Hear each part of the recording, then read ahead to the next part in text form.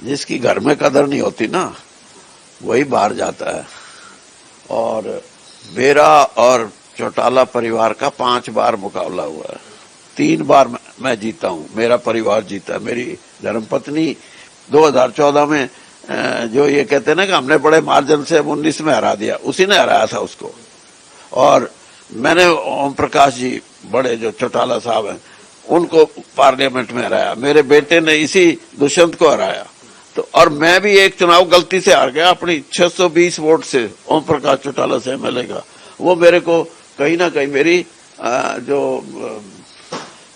हिसाब किताब था कैलकुलेशन का उसमें गड़बड़ हो गई, वरना वो चुनाव में जीता हुआ था। तो ये बोलना कि वो वहां से लड़े हैं, ये यहाँ से लड़े हैं, ये तो मेरा अपना सोच है। किसी की सोच यानी घर घर जाके मांगने की है, किसी की सोच ये हो भाई तुम खुद ही मेहनत करके एक जगह कमा लो। दोस्तों नमस्कार, मैं संजय मग्गू और आप देख रहे हैं देश रोजाना।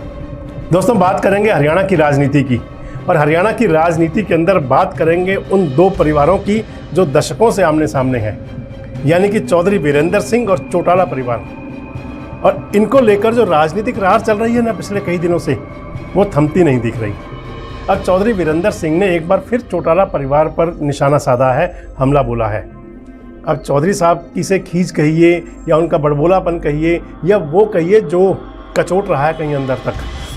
चाह रहे थे गठबंधन टूट जाए, लेकिन ऊपर वाले यानी कि जो भाजपा के जो आला कमान है उसने एनडीए का हिस्सा बना लिया है ना जेजेपी को, तो तब से चौधरी साहब की खींच कुछ बड़ी भी हुई है।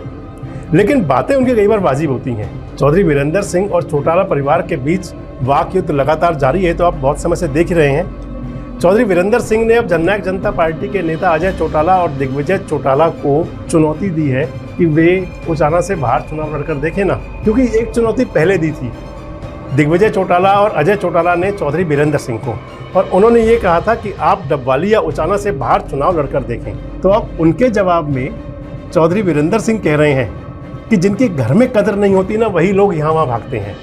समझ रहे हैं क्यों कहना चाह रहे हैं? वो उचाना के अंदर आने को लेकर कह रहे हैं कि अगर उनकी अपने घर में यानी कि डबवाली और सिरसा में कदर होती तो वो यहाँ ना आते।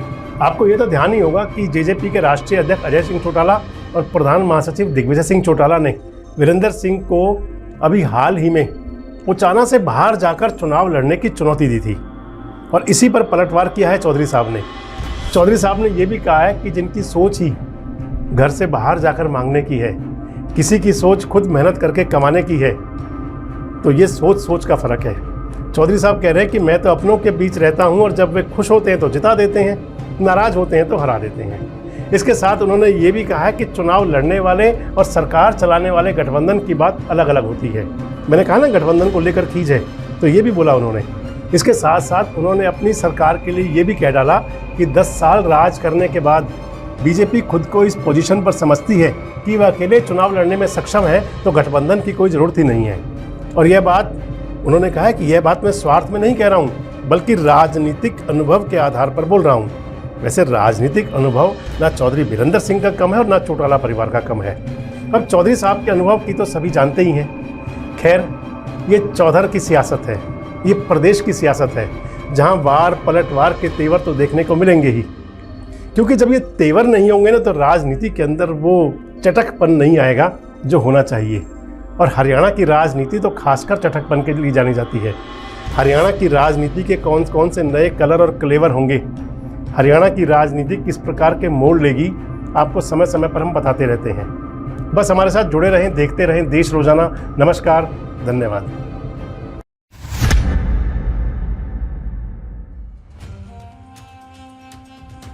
हरियाणा क्षेत्रफल की दृष्टि से देश का 20वां राज्य, लोकसभा सीटों की संख्या कुल 10, 90 हैं इसमें विधानसभाएं, और राज्य में जिले हैं 22। हर जिले का सटीक विश्लेषण देखिए देश रोजाना की स्पेशल सीरीज जिलेवार हरियाणा विद संजय मग्गू।